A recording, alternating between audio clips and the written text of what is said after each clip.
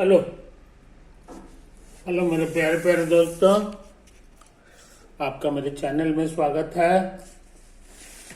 मेरे चैनल का नाम है रजनीकांत सिन्हा, है ना। ये यूट्यूब का चैनल है, ये यूट्यूब का चैनल है। ये देखो, मेरा अकाउंट नंबर ये है जिसमें तुमको 1 लाख रुपए सेंड करना है ना, सिर्फ एक बार। मेरा कैनरा बैंक है, उसी में है ये अकाउंट। और ये ईमेल है, ईमेल एड्रेस मेरा ये है, मोबाइल हमारा ये है ना। तो तुम अपनी बात हमको यहाँ सेंड कर सकते हो। फिजिक्स, केमिस्ट्री, मैथ पढ़ाऊंगा, तीनों पढ़ाऊंगा। और लास्ट में PYQ जो है वो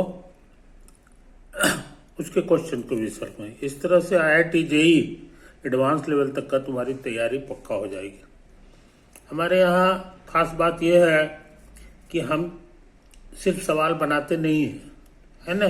सवाल भी बनाते हैं और साथ साथ इस तरह से काम करते हैं ताकि तुमको समझ में आ जाए, तुम्हारे दिमाग में घुस जाए बात को।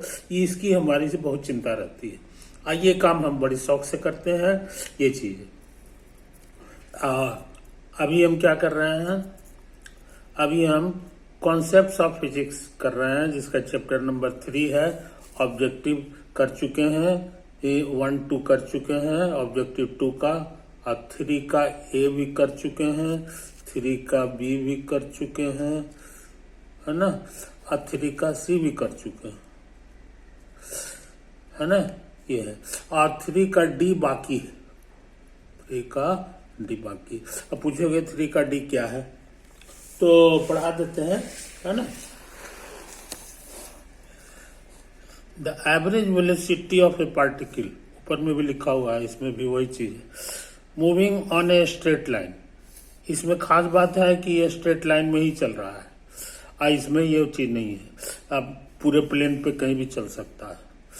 और एवरेज वेलोसिटी इसका भी 0 है और इसका भी 0 है। देखो, इन ए गिवन टाइम इंटरवल, पूरे टाइम इंटरवल में हर जगह 0 है। पूछ रहा है it is possible that the instantaneous velocity is never 0 in the interval. पूरे इंटरवल में कहीं भी इंस्टेंटेनियस वेलोसिटी या शॉर्ट में खाली वेलोसिटी को वो 0 नहीं होगा। ये ऐसा हो सकता है कि नहीं हो सकता है, ये इसी का फैसला करना है। Infinite acceleration are not allowed, और एक्सेलरेशन हमारा इनफाइनाइट हो जाए, अनंत हो जाए, कहता है वो केस को हटा दो, वो केस पे विचार नहीं करना है ना, इज नॉट अलाउड। तो यही क्वेश्चन है, अब इसका आंसर करना है। तो इसके लिए हमको जो है कुछ बैकग्राउंड चीज चाहिए, है ना। तो बैकग्राउंड चीज कर लेंगे, तब जा करके इसको करेंगे। तो आज सोच रहे हैं कि कैलकुलस, याद रहे कैलकुलस भी न्यूटन का ही खोजा हुआ है ना। और वही कैलकुलस लगा के न्यूटन ने डायनेमिक्स भी खोजा, इसलिए कैलकुलस का बड़ा महत्व है। तो कैलकुलस का कुछ क्वेश्चंस जो है हम यहाँ सॉल्व करेंगे और उसी से सब चीज हो जाएगा, तब ये हम आसानी से कर पाएंगे। इसीलिए आज हम प्रोग्राम बनाया है बैकग्राउंड मटेरियल को पक्का करने का। तो देख ले मेरे यार, देख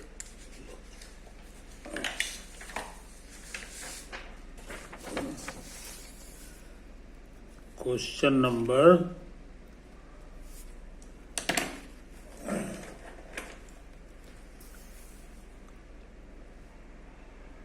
क्वेश्चन नंबर 3।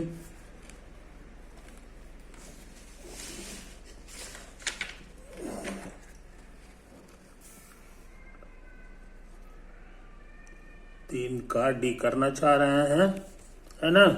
और ऑब्जेक्टिव 2 है, और चैप्टर का नंबर 3 है, और बुक का नाम है कॉन्सेप्ट्स ऑफ फिजिक्स। तो यही सब बात है ना। तो आगे बढ़ जाए, आगे बढ़ जाए।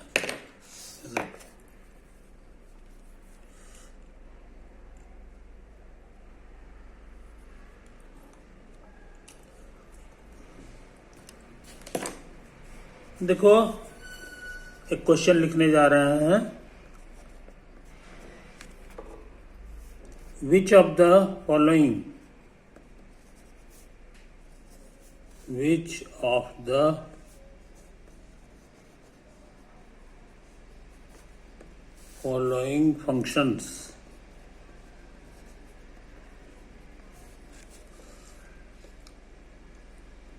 functions has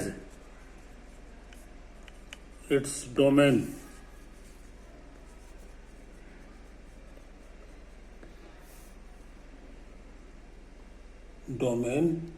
identical with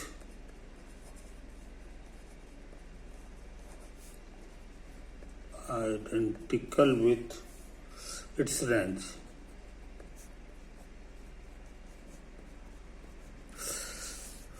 लिखे हुए हैं फंक्शंस एफ एक्स की जगह एक्स स्क्वायर। दूसरा फंक्शन है जिसका नाम जी एक्स दिया है और ये मेरा रूट एक्स है, और सी है एच एक्स जो है हमारे लिए एक्स पे 3 पावर, और उसके बाद डी है, क्वेश्चन नंबर डी है जिसमें फंक्शन का नाम आई एक्स है और ये हमारे लिए मॉडुलस ऑफ एक्स है कि नहीं। ये चीज समझ लो, आंसर करना है, कर रहा है। ये सब फंक्शंस जो है, ये सारे जो फंक्शंस हैं, है ना, इसका डोमेन क्या होगा निकालो, रेंज क्या होगा निकालो, और देखो कि दोनों आइडेंटिकल है कि नहीं। अगर बराबर है तो गुड लगा दो, बराबर नहीं है तो गुड नहीं लगेगा। यही है कि नहीं। ये चीज समझ लो। तुम्हारे सहूलियत के लिए मान लो एफ ऑफ -1 लिखा हुआ है, तो एफ का फॉर्मूला ये है, ये कह रहा है यहाँ जो कुछ है उस पर स्क्वायर लगाओ, तो यहाँ -1 है उस पर स्क्वायर लगाएंगे, तो ये 1 हो गया। कहने के माने एफ ऑफ -1 हमारे लिए 1 है। अच्छा, जी ऑफ -1 पूछेंगे तो जी का ये फॉर्मूला कहता है √(-1) हो गया, है कि नहीं।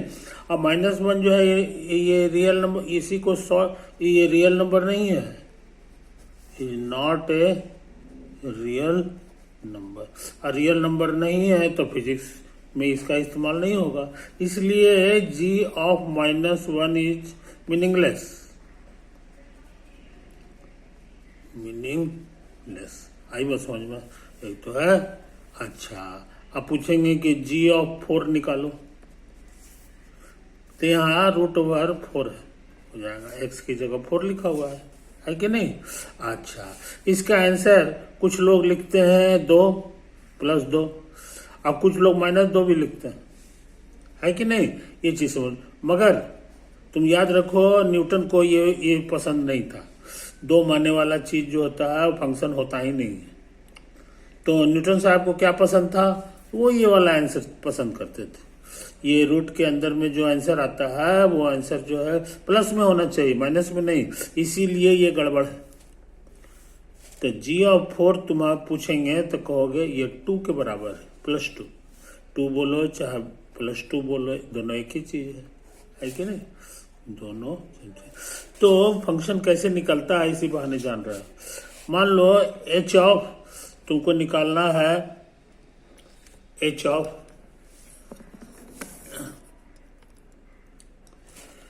-2। एच नाम का जो फंक्शन है वो निकालने का ट्रिक है कि यहाँ जो कुछ है उस पर 3 पावर लगा दो, तो -2 है तो -2 पे 3 पावर, तो -2 को -2 से गुना करना होगा 3 बार, 3 माइनस माइनस प्लस हो गया, आइए 4 हो गया, आइए एक तो बचा हुआ है, तो ये कुल मिला के -8 हो गया। कहने के माने एच ऑफ -2 हमारे लिए 8 हो गया, है ना। तो इसी बहाने से हो गया। अब पूछेंगे कि आई निकालो, आई ऑफ 3, है ना। तो ये कहता है कि आई हटेगा तो मॉड लग जाएगा, आई हटा दो तो ये मॉड लग गया। इसका क्या मतलब होता है, 2 तरह का मतलब होता है, 3 और -3, समझे कि नहीं? इसमें से एक सही है एक गलत है, एक सही है एक गलत है। कौन सा गलत है सो समझ लो। मॉड का जो आंसर होता है वो कभी माइनस में होता ही नहीं है, तो ये जो है ना ये सिंपली यही आंसर होगा, ये वाला गलत गलत है कि नहीं?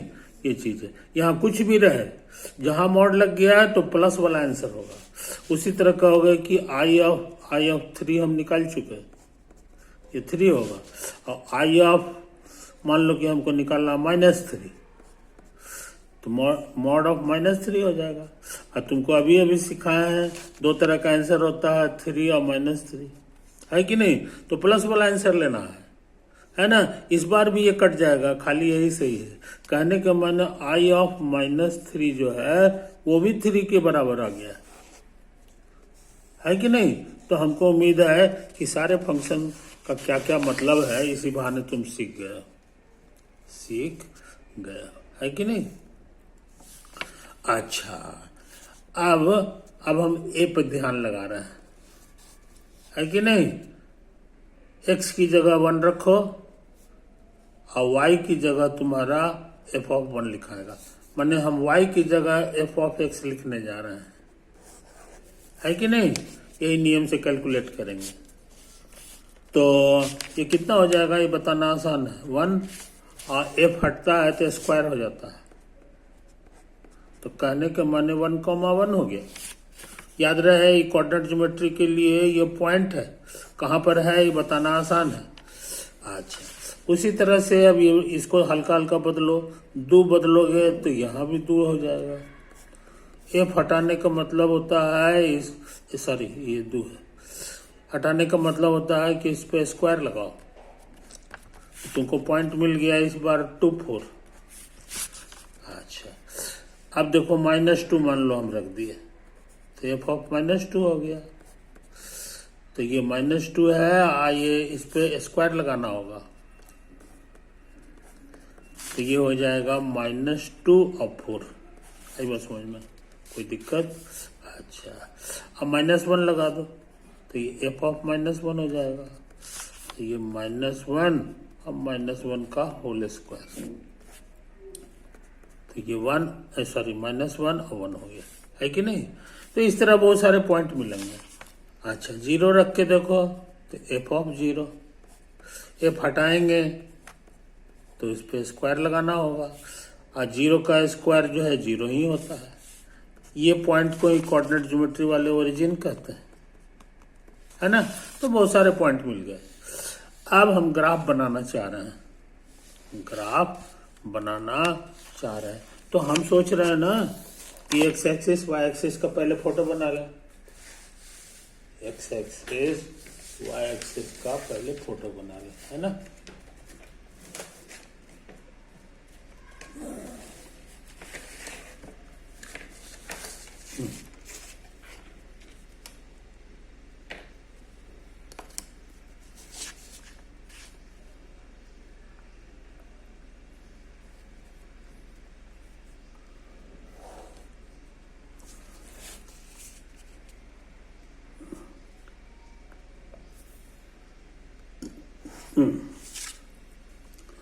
मान लो ये तुम्हारा x एक्सिस है और ये तुम्हारा y एक्सिस है। इतना दूरी पे 1 है तो आगे चल के 2 हो जाएगा, बढ़ेंगे 3 होगा, है कि नहीं? इधर आएंगे तो -1 हो गया, इतना ही आओ बैक हो जाओ तो -2 होगा, -3 होगा, etc। y एक्सिस में भी उसी तरह से इतना बड़ा 1 है तो यहाँ भी 1 हो जाएगा, ये 1 है, ये 2 है, 3 है, 4 है, 5 है, etc, है कि नहीं? नीचे आएंगे तो ये हो जाएगा -1, -2, -3, etc। पॉइंट जमा करो, एक पॉइंट है तुम्हारा 0, 0, 0, 0 माने ओरिजिन, ये देखो ये पॉइंट हो गया। इस पॉइंट को देखो -1, 1, तो इधर है -1 और 1 है, 1 माने ऊपर, तो ये पॉइंट मिल गया तुमको, है कि नहीं? अच्छा और देखो -2 और 4, तो -2 इधर आ गया, अब 4 ऊपर चलना है तो यहाँ पहुंच गया, यहाँ पहुंच गया, है कि नहीं। TC और कौन सा पॉइंट है, हाँ और देखो एक और पॉइंट है 2 4, तो ये 2 हो गया और 4 यही वाला ऊंचाई फिर आ गया इसके सामने, 2 4 हो गया। उसके बाद 1 1, तो x में भी 1 और y में भी 1, यहाँ पहुंच जाओगे। तो ये सारे पॉइंट इशारा कर रहा है कि ग्राफ का फोटो कैसा होगा, है कि नहीं। तो लाल रंग का हम ग्राफ बनाने जा रहे हैं, तो हमको लग रहा है हो न हो ऐसे ऐसे होगा।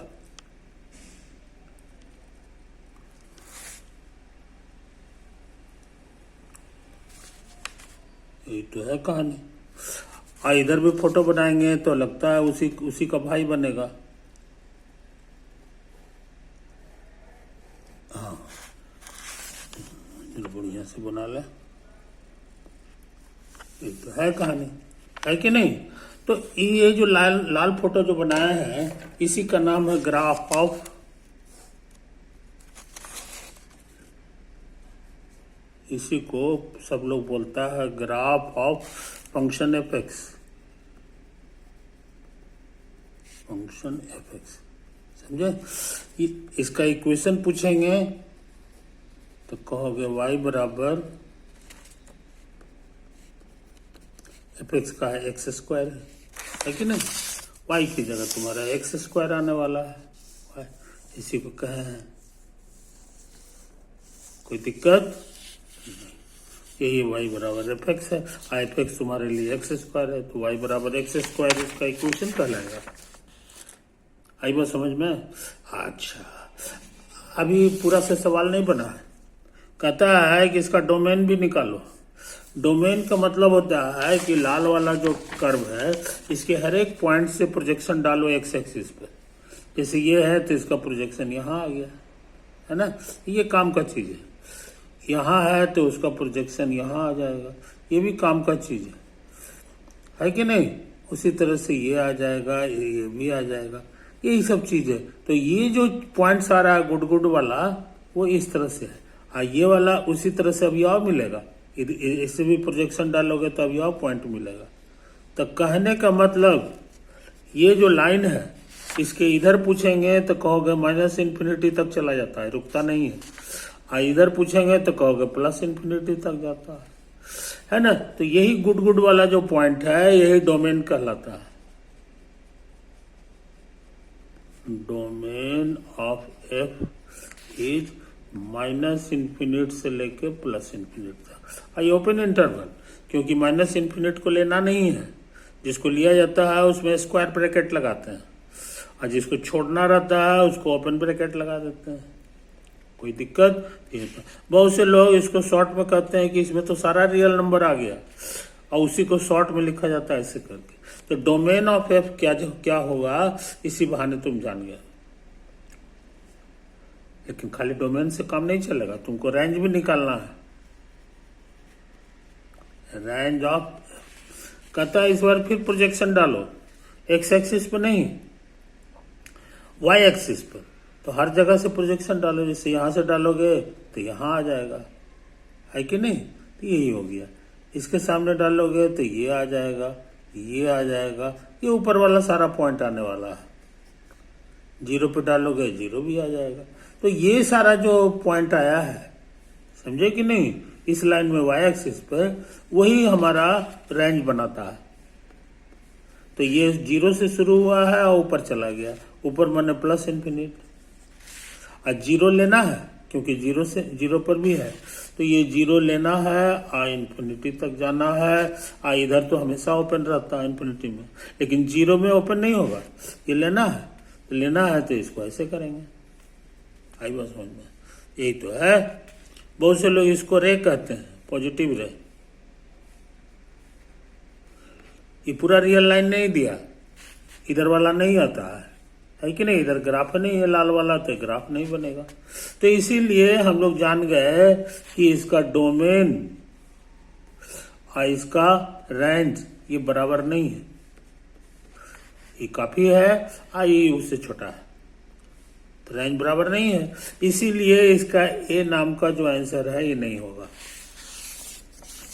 ये वाला जो आंसर है इसमें हमको इक्वल चाहिए, तो इक्वल में ये नहीं है, तो इसका आंसर हम लोग पता लगा लिए, इसका आंसर हम लोग पता लगा लिए। तो इसको पता लगाने में कितना कितना काम करना पड़ा, तो फिर से देख लो। सबसे पहले इस तरह के पॉइंट हम लोग पता लगाए, उसके बाद जो है उसको जो है लोकेट किए प्लेन पे, है ना, कार्टेशियन प्लेन पे, और उसके बाद जो है उसको कोई दूसरा कलर से मिला दिए, तो लाल रंग का जो कर्व आया है ये हमारे काम का चीज है।